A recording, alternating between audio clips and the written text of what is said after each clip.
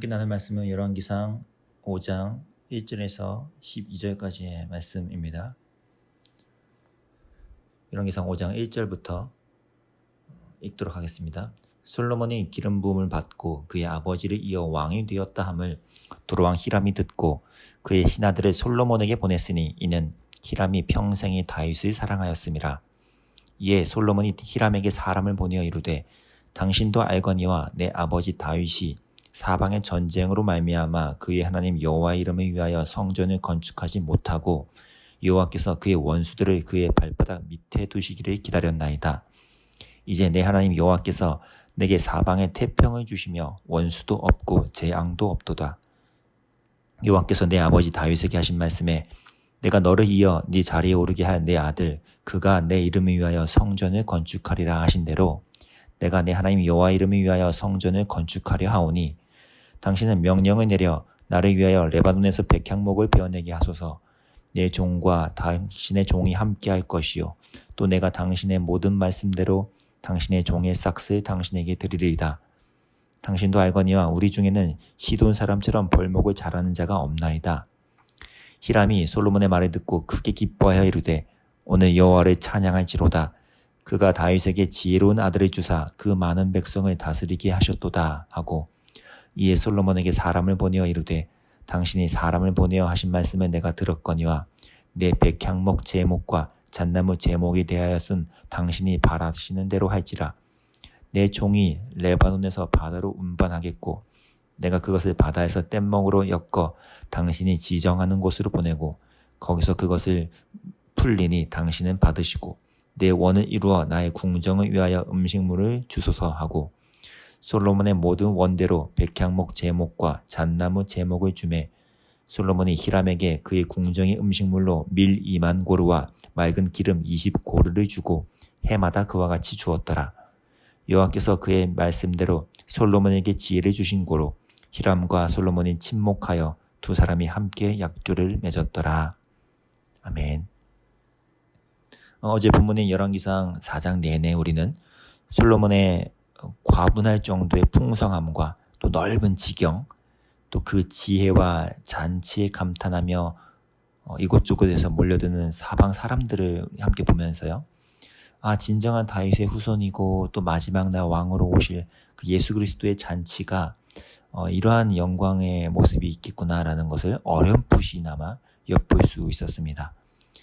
이렇게 그리스도 중심적으로도 본문을 묵상해 볼 수 있다면 또한 동시에 우리는 이 열왕기라는 책이 쓰여질 당시에 그 책을 친히 듣고 읽던 1차 청중의 입장으로도 말씀을 묵상해 볼 수가 있겠습니다. 당장 오늘날 2023년을 사는 우리 입장으로 묵상과 적용을 하기 이전에 이 열왕기라는 책이 당시에 1차 청중들에게 왜 어떤 목적 때문에 쓰여져야 했으며 그들은 어떤 정황 속에서 이 말씀들이 꼭 필요했었는지 이 내용들이 왜 그들에게는 가장 적실한 하나님의 말씀이었는지를 생각해 볼 필요가 있다는 거죠.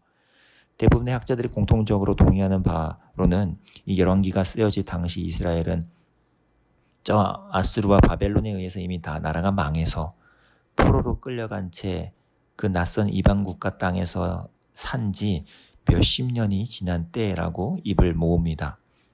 그러니 그 이스라엘 사람들이 얼마나 이 마음 한구석이 황망하고 허전하고 또 온갖 의문과 회의감이 되지 않았겠습니까? 우리가 한때 그렇게 가나안 땅에서 승승장구하며 풍요를 누렸었는데 그게 지금 다 어디 가버리고 우리는 이렇게 사는 걸까? 하나님이 다윗과 맺으셨다던 그 언약은 대체 어떻게 된 걸까? 우린 이렇게 비참하고 서글픈데 이 이방 땅에서 이런 삶이 무슨 의미가 있는가라는 온갖 질문들이 그들의 삶에 가득 채워졌을 겁니다. 얼마나 허탈했겠어요? 이렇게 소망이 점점 옅어져만 가고 희망이란 건 수증기처럼 날아가는 듯했던 이 상황에서 바로 열왕기라는 이 책이 그들에게 던져져야만 했던 이유는 이것을 통해 다시 견고하고도 뚜렷한 하나님의 약속, 그분의 신실한 일하심을 주목할 수 있도록 하기 위하여 이 책이 적실히 필요했던 것이죠.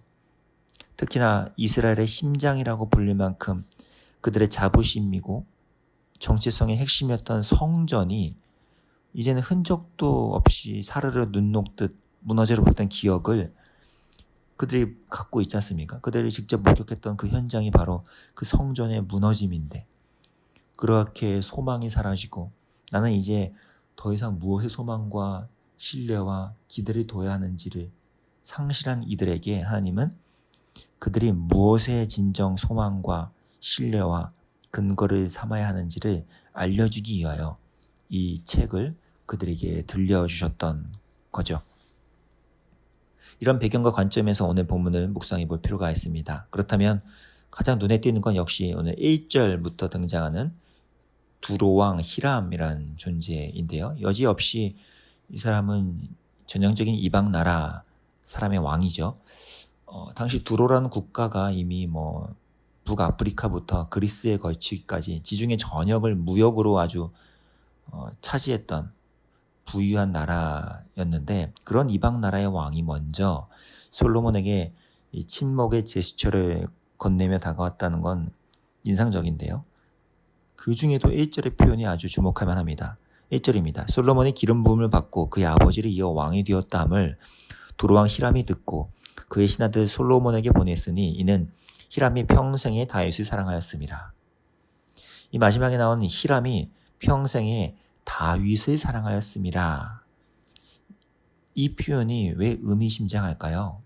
오늘날 저와 여러분에게는 그런가 보다 라는 단순 표현이겠지만, 이 당시에 1차 청중으로 포로기 시절 포로로서 이방 땅에서 살던 이들에게는 다윗이라는 존재와 그 언약이 어떻게 된 건지에 대한 궁금증과 회의가 가득했기 때문에 이방 나라 왕인 히람이 다윗을 사랑하며 그를 가까이 했다는 이 고백은 그들에게는 상당한 희망의 한 줄기 빛처럼 느껴졌을 겁니다. 하나님이 다윗과 맺었던 그 언약은 힘없이 무효화된 게 아니라 내 눈앞에 현실이 보이지 않을지언정 그 다윗과 맺으신 하나님의 언약은 여전히 이방 나라에게까지 영광스러움과 감탄스러움으로 나타날 수 있고, 이방 땅에조차 하나님의 이름은 힘있게 역사하면서 나타나고 있다는 사실을 이들에게 안겨주고 있는 것이죠. 그러면서 점점 우리는 이 열왕기 스토리에서 솔로몬이라는 인간 주인공에 집중하기보다는 그 너머에 계신, 그 너머에서 이미 호기롭게 뜻을 이루어가고 계신 이 하나님의 주권과 신실함을 주목할 수 있게 된다는 것입니다.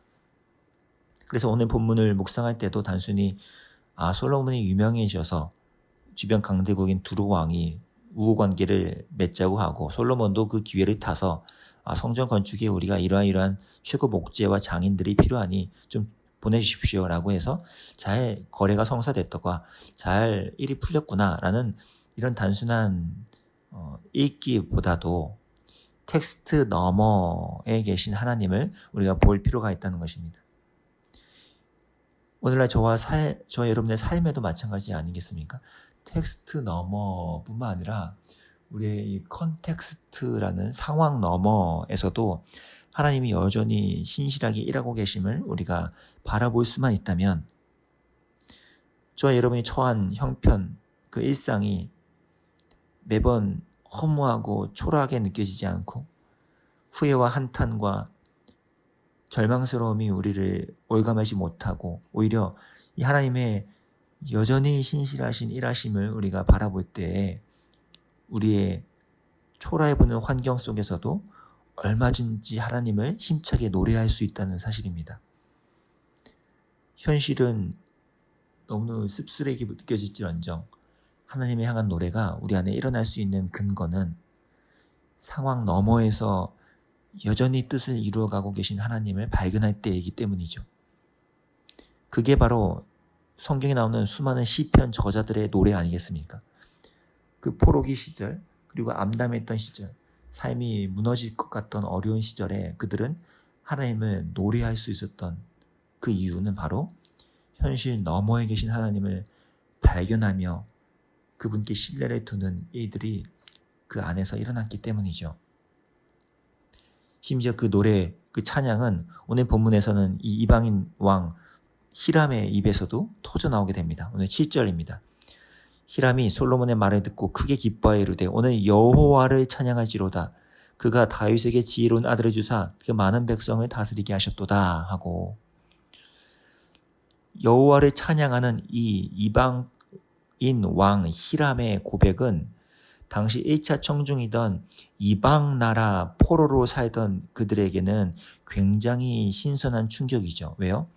이방 나라의 포로로 지낸다는 건 우리는 이제 모든 게 끝났고 이 이방 땅에는 아무 소망이 없어. 이방에서 무슨 일이 일어날 수 있겠어라는 그들의 관념, 인식을 크게 전환시키는 대목이기 때문이죠. 하나님은 이스라엘 지경을 훌쩍 넘어서 이방과 열방 중에서도 여전히 영광 받으시는 분이라는 이 인식의 전환이, 이 시야의 열림이 그들에게 일어나는 순간이 될 테니까요. 이러한 새로운 소망의 문이 열리는 순간은 오늘 이 7절뿐만 아니라 오늘 본문 5장의 맨 끝에 18절에서도 아주 절묘하게 등장합니다. 5장 18절을 제가 읽겠습니다. 솔로몬의 건축자와 히람의 건축자와 그발 사람이 그 돌을 다듬고 성전을 건축하기 위하여 제목과 돌들을 갖추니라. 언뜻 보면 이 도저히 어울려 한 뜻을 이루어갈 수 없을 것 같은 조합이 바로 여기 나열되고 있죠. 솔로몬의 건축자와 히람의 건축자와 그발 사람이라는 이 표현이요.